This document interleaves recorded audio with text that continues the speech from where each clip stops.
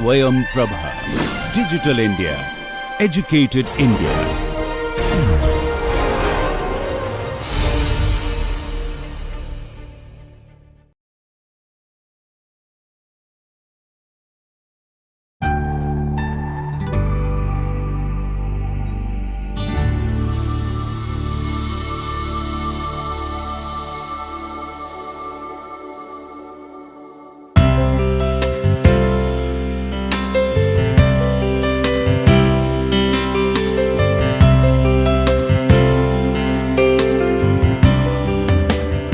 Welcome students to the online NPTEL course Contemporary Architecture and Design. Today we will discuss about the art movement which was there during the modernist era.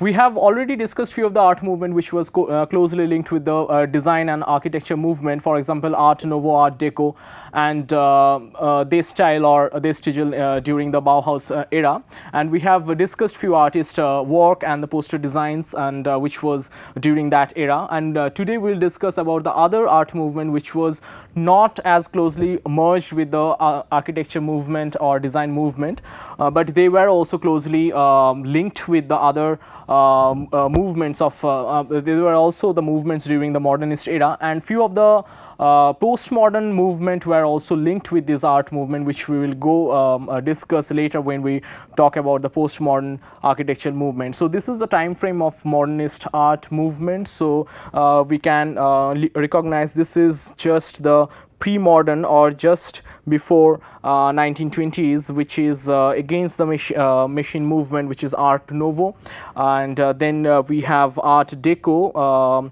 which is inspired from Art Nouveau, but more abstract and more geometric. Then we have a purely geometric movement, which is like few Piet Mondrian's and Theo van Doesburg's paintings, which is their style or their stigil, which is closely linked with Bauhaus. And then we have this Impressionism or Pointillism and Expressionism. Expressionism we have discussed. There is part of Expressionism in architecture as well, and then we have talked about Munch's Cream, and and this is Cubism by Picasso, and today we will start discussing about the modern art movement, and the next class also will continue that. So this is Art Nouveau, where Gustav Klimt and Alfonso Mucha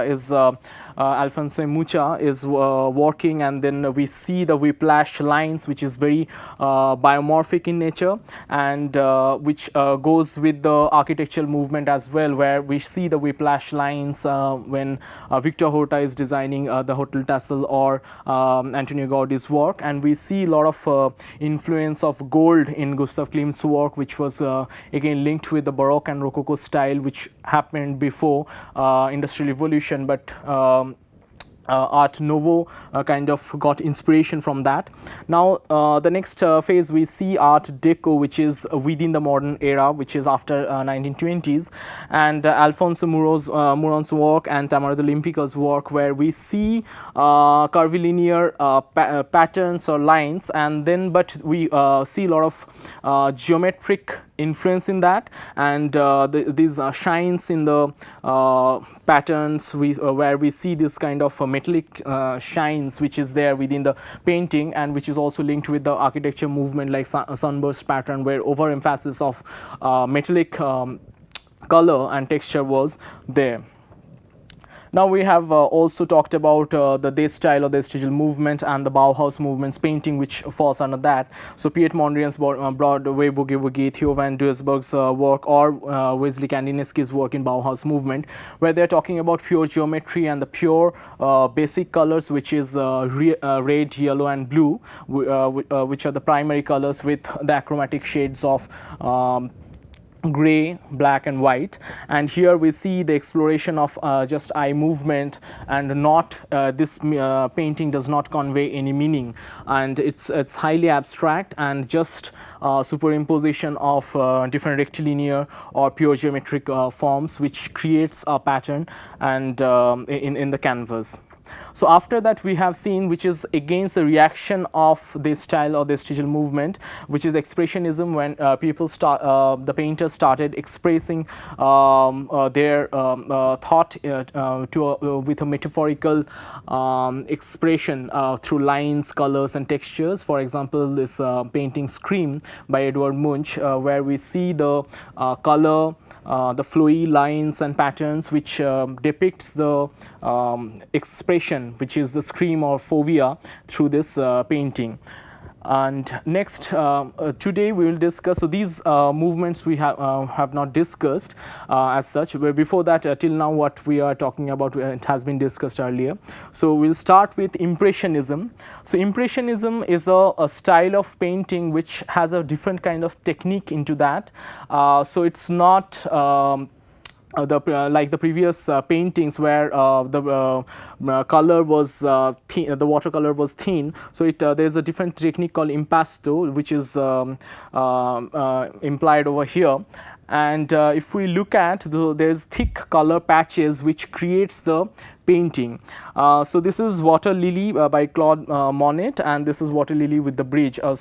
Monet has painted many scenes with the water lily, and also there are many other paintings by Monet. So here we see abstraction from the photorealism, though it depicts a particular landscape. So there is no distortion like which we have seen earlier in the expressionism. So there is a distortion in the shape and proportion.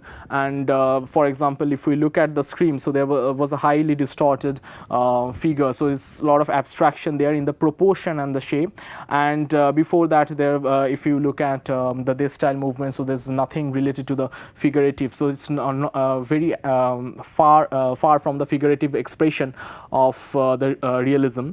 And here we see the bridge looks like a bridge, and the lilies looks like lilies and water. And but there was no distortion, but there is a technique of painting which is different. So the thick colors, so which is called impasto. So you can see the thick color patches which actually creates a texture on the canvas. So it's not flat canvas, so thick color creates an undulation on the, and there's a feeling of tactile texture on the painting. And here, as we know that in modernism is about abstraction. So there was very less movement in modernism which talks about the photorealistic depiction, so or the realism. So today we see some hyper realistic painting, but that was not there in the modernism. So the thought was that camera can capture the realistic image better than painting. So they went towards the abstraction. So this abstraction also was there in terms of architecture. So when we look at the Farnsworth House and other high modern buildings, so those buildings were highly abstract, geometric, the use of material and rhythm, rhyme, those things was quite dominating. So also we have this monolithic movement where geometry plays a pivotal role, which is away from the and which also talks about the abstraction in architecture. And also we have seen abstraction in furniture design when we see this Bauhaus movements chair, like Barcelona chair and Le Corbusier's chair, or George Nelson's furniture design. Those are also quite abstract, and geometry was there, was quite overpowering than the earlier pre-modern era's design. So there are other painters like Vincent van Gogh. So here this is the Starry Night, this is Cafe at Night, and this is his self-portrait. Here also we see these kind of same technique, which is impasto, and here there's a shimmery mix and flowiness in the painting in the Starry Night. And also you can see this quite contrasting colors are applied over here. So it's yellow almost towards the orange, and then blue, which is almost at the opposite side of the color wheel, and here we see orange and blue juxtaposed. Again here we see orange and blue, which is opposite to the color wheel, which is contrasting color, highly contrasting color, which gives a shimmery effect, and with the thick color patches which is impasto is also giving this shimmery effect, because there's a two opposite direction of the color wheel is there, which is blue and orange, which is mixture of yellow and red. So there's a like this bright vibrant color palette is created. Here also you can see this blue and orange plays a role. So here also you can see this creates like these are like pointed dots of orange on blue.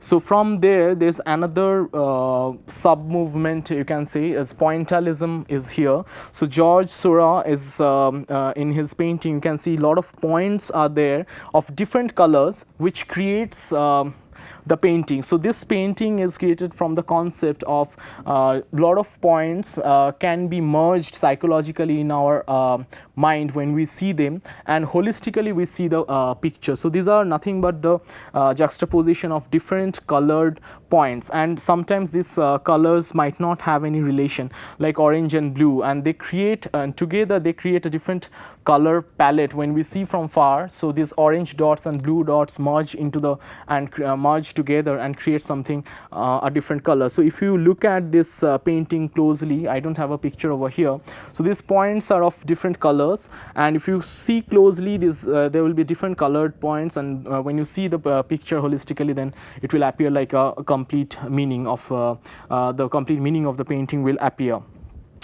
So another painter, Paul Gauguin, is also within the phase of Impressionism, and there are other painters who are also there. And from Impressionism, there's another later Impressionism. There's Neo Impressionism. So Van Gogh, Paul Gauguin, and George Seurat is also from Neo Impressionism, where they explored more geometric form and a little bit more vibrant colors than the Monet's work.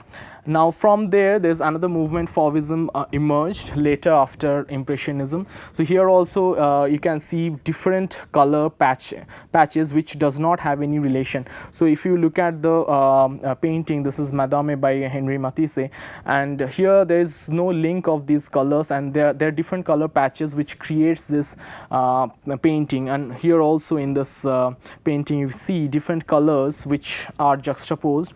And this Fauvism, this etymologically, this French it came from a French word which means wild based. So this wild kind of brush stroke and vivid color, because of this vivid color and wild brush stroke, this term called Fauvism emerged from that. And this is a derivative of Impressionism and Pointillism, where they started using different color points and different color patches, which we see in Starry Night or in other painters' work. So from there the Fauvism came, where they started using different brush strokes, and these brush strokes are quite visible. The strokes are not merged together in a proper gradient. So there's these brush strokes which we see here are visible brush strokes with different colors, and which are not properly blended, and that is the style of Fauvism. And then sometimes there will be black outlines around the painting, which will create this particular style. So there are other Fauvist painters like André Derain and George Braque. George Braque later moved on to the Cubism, but he started with the Fauvist painting. So here also we can see different colors, where you can see multiple colors are colored patches are added to make the sky. Here also there are different color patches which comes under Fauvism, and also the black border which goes around the shape is also the characteristics feature of Fauvist painting. Now there is another movement called Surrealism.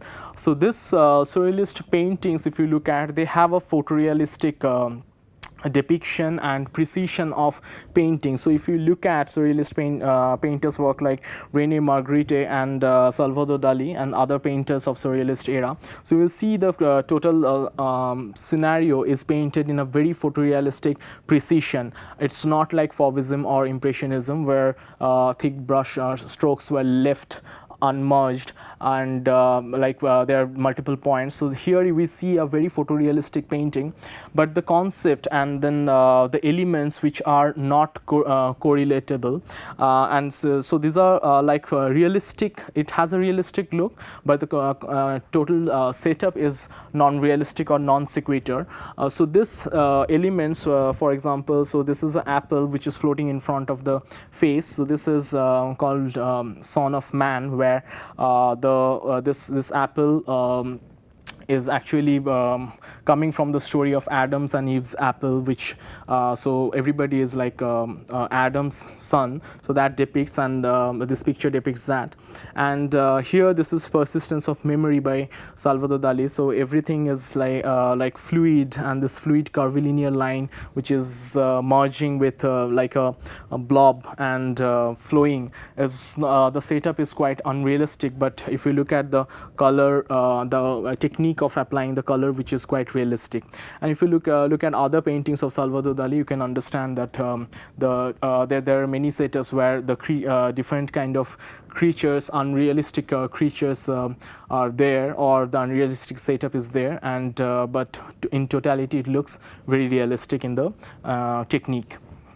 So Salvador Dali also designed few furnitures, and this is the Mae West room in Salvador Dali Museum in Spain, which is derived from the Mae West painting which Salvador Dali have painted. So Mae West was an actress, and Salvador Dali painted a portrait of Mae West, which also, if you look at, so this is very metaphorical, and it looks like Mae West's face, the actress's face, but all these elements are talking about an interior space. So there's duality and surrealistic ambience is there. So it talks about a face as well as it's also an interior space. So that unreal and surreal appearance is there, and from there's an installation which is there in Salvador Dali Museum. And this is the sofa, and this is the fireplace, which acts as the lips and the nose of the face. And this is the Bocas sofa, which is there from Salvador Dali's, which is inspired from the painting of Mae West. And these are some furnitures which is designed by Salvador Dali. So here in this chair you can see the foots are metaphorically designed as a human lady's feet, and then hands armrest is designed as a hand.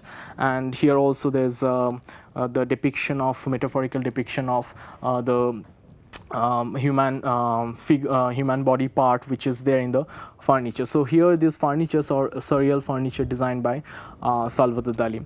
And in the next class we will discuss about the other movements of modernist movements, and we will then start with the postmodern movement.